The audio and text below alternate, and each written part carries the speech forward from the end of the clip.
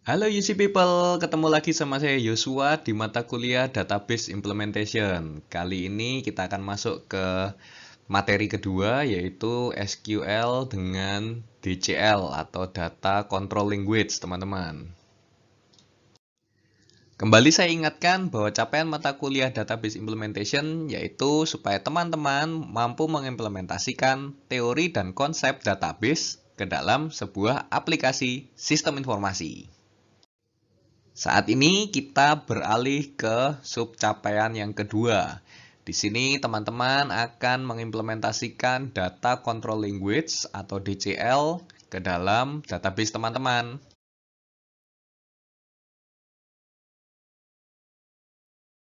Oke, Data Control Language. Data Control Language ini digunakan untuk memanage atau mengatur data akses dengan cara mengatur atau mengontrol user privilege. Nah, user privilege ini apa, teman-teman? User privilege ini adalah hak akses dari setiap user, teman-teman.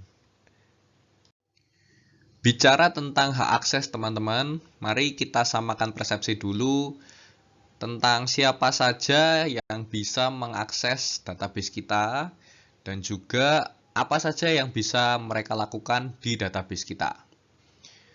Kita mulai dari yang kiri atas, teman-teman. Yang paling pertama di sini adalah user itu bisa melakukan mengintip, melihat gitu ya, viewing atau using the data transaction.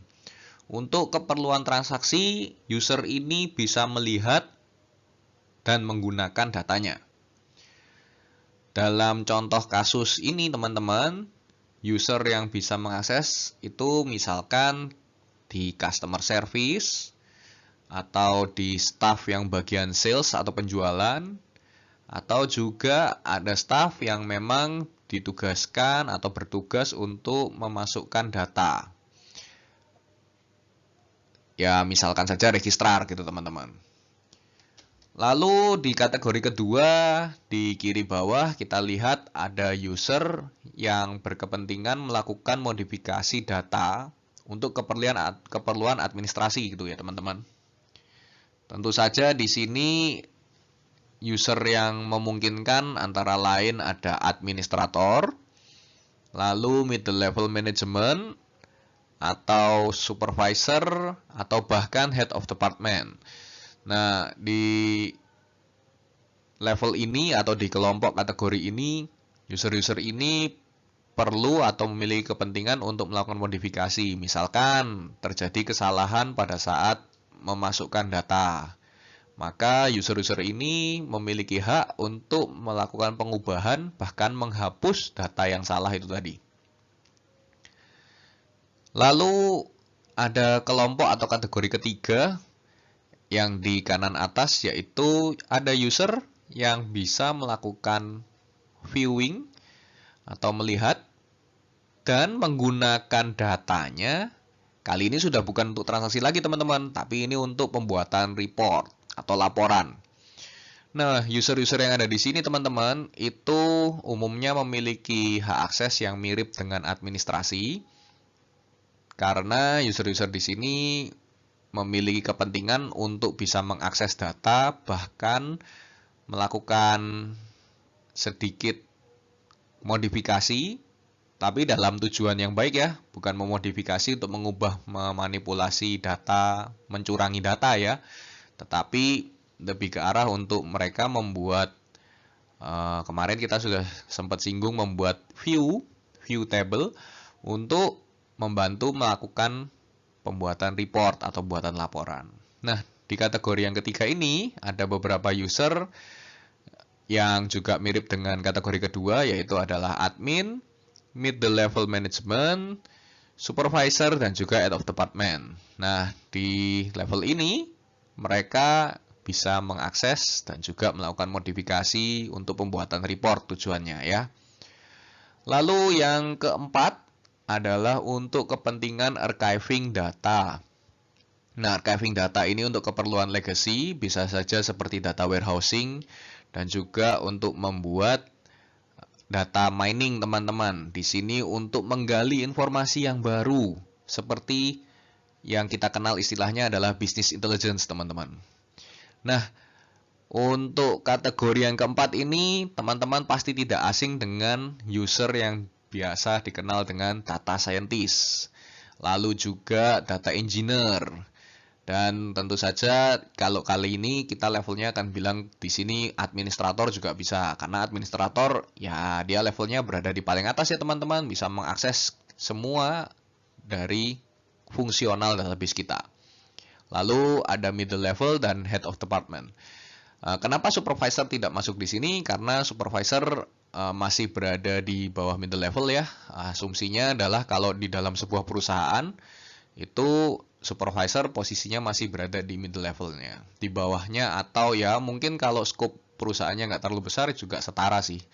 Tetapi alasan saya mencantumkannya di sini middle level dan head of department ini adalah mereka-mereka yang punya kepentingan untuk menggali informasi lebih lanjut, plus mereka juga diasumsikan memiliki kemampuan dalam memprogram atau dalam melakukan data scientist gitu ya teman-teman, atau data science. Jadi nggak hanya sekedar ahli dalam manajemen, tetapi mereka juga memiliki keahlian di bidang pemrograman, khususnya untuk database ya, bahasa pemrograman database yaitu SQL. Lalu setelah kita mengenali siapa saja yang bisa mengakses database kita, yang perlu kita lakukan adalah yang pertama mempersiapkan dahulu, sebagai administrator kita mempersiapkan dahulu roles atau peranannya dari setiap kategori. Misalkan kita memiliki grup atau kelompok yang berperan sebagai customer service. Di situ customer service memiliki kemampuan yang ya cenderung lebih terbatas ya teman-teman. Dia hanya memasukkan data, mencari data, dan keperluan untuk melihat details dari seorang user atau mungkin details dari transaksi gitu teman-teman ya. Dari customernya gitu, transaksi customer, sorry teman-teman. Nah, lalu grup yang kedua di sini ada peranannya sebagai sales atau bagian penjualan itu sendiri teman-teman. Jadi kita membuatkan grup untuk anggota-anggota atau staff-staff yang bertugas sebagai misalkan sales kasir gitu teman-teman. Begitu juga kita bentukkan grup atau roles untuk supervisor dan head of department.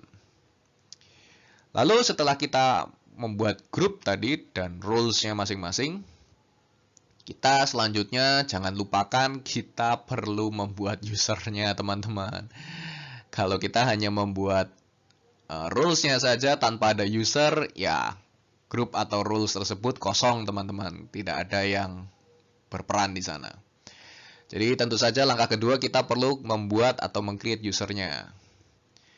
Dan langkah yang ketiga, jangan lupa kita assign role tersebut kepada user-user tertentu. Jadi tidak semua user memiliki semua hak akses. Lalu apakah sudah selesai? Belum ya teman-teman ya. Jadi kita baru saja hanya membuat grup dan peranannya saja. Kita juga membuat usernya dan kita juga melakukan assign usernya terhadap role tertentu. Tetapi bukan berarti serta-merta roles tersebut sudah berisi hak aksesnya. Nah, untuk kita dapat memberikan hak aksesnya, di SQL itu ada perintah grant, teman-teman. Nah, grant ini teman-teman seperti artinya itu memberikan atau menghibahkan gitu ya. Dalam artian kali ini itu privilege teman-teman. Berarti grant privilege gitu teman-teman ya. Nah, kalau kita keliru teman-teman dalam memberikan grant ini, kita bisa mencabut kembali hak aksesnya dengan cara revoke. Itu adalah sintaks SQL-nya teman-teman, revoke. Nah, kita bisa memberikan privilege ini pada rules-nya, atau mungkin untuk spesifik kasus tertentu kita membutuhkan bantuan sehingga kita sebagai administrator butuh co-administrator itu untuk user-user tertentu yang secara spesifik. Nah, jadi grant atau revoke privilege ini bisa dilakukan di rules, bisa juga dilakukan di masing-masing users ya teman-teman. Tetapi saya berharap teman-teman bijak dalam membuat rules dan user ini, khususnya untuk melakukan grant dan revoke-nya ini teman-teman. Alangkah baiknya kalau grant dan revoke ini dilakukan di level role, dan memang kalau memang urgent banget teman-teman, bisa sih dilakukan di levelnya usernya. Lalu privilege seperti apa yang bisa kita berikan kepada user teman-teman, atau kepada rules ya. Kalau teman-teman mau mengangkat user tertentu sebagai co-administrator, teman-teman tidak perlu capek-capek, tidak perlu lelah.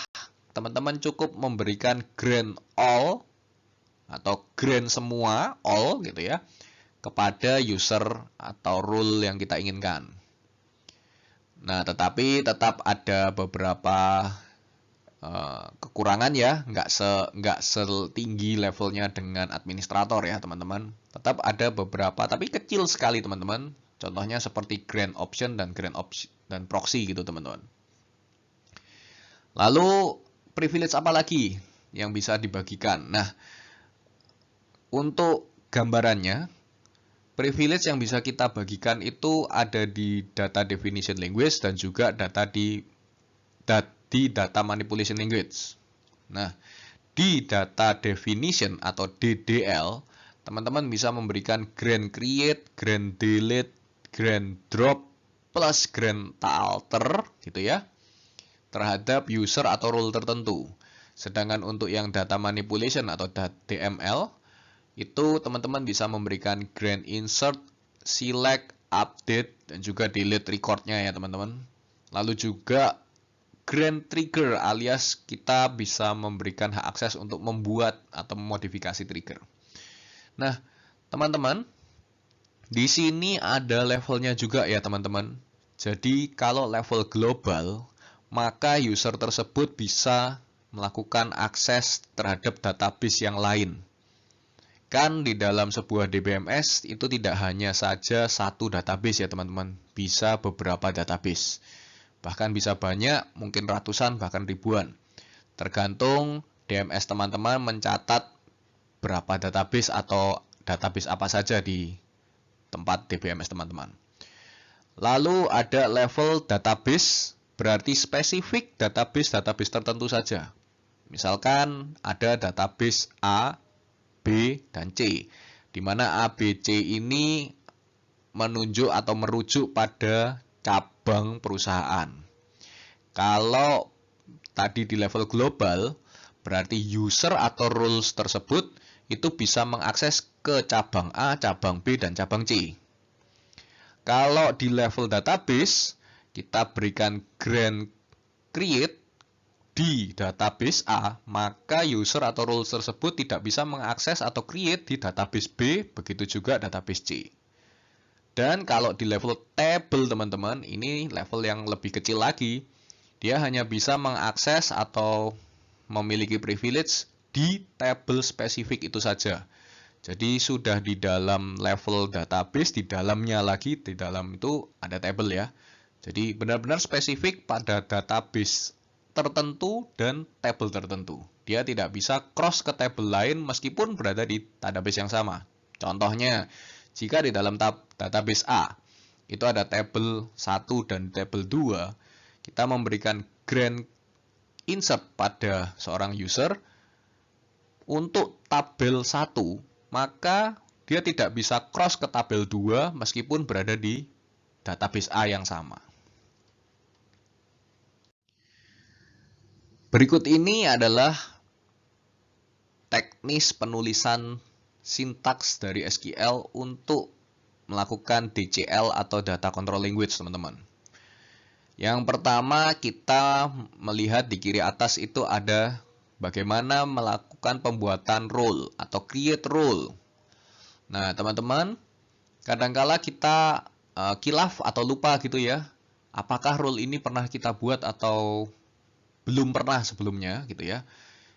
Maka saya menyarankan nih kalau mau melakukan create rule ini tambahkan juga sintaksnya if not exist. Yang berarti kita kalau memang belum ada ya kita create, tapi kalau sudah ada ya nggak jadi gitu ya. Lalu yang kedua itu ada create usernya. Begitu juga dengan create rule. Saya menyarankan kalau memang teman-teman bingung dan lupa, maka tambahkan sintaks if not exist ini teman-teman. Jadi create user, lalu tambahkan if not exist, baru kita masukkan username-nya dan diidentifikasi dengan password-nya apa. Lalu yang selanjutnya yang di kanan atas, mari kita berikan privilege-nya atau kita grant privilege teman-teman. Jadi di sini teman-teman akan menuliskan grant diikuti dengan tipe privilege-nya apa, on pada objeknya apa, dan level privilege-nya teman-teman. To itu untuk user atau role tertentu.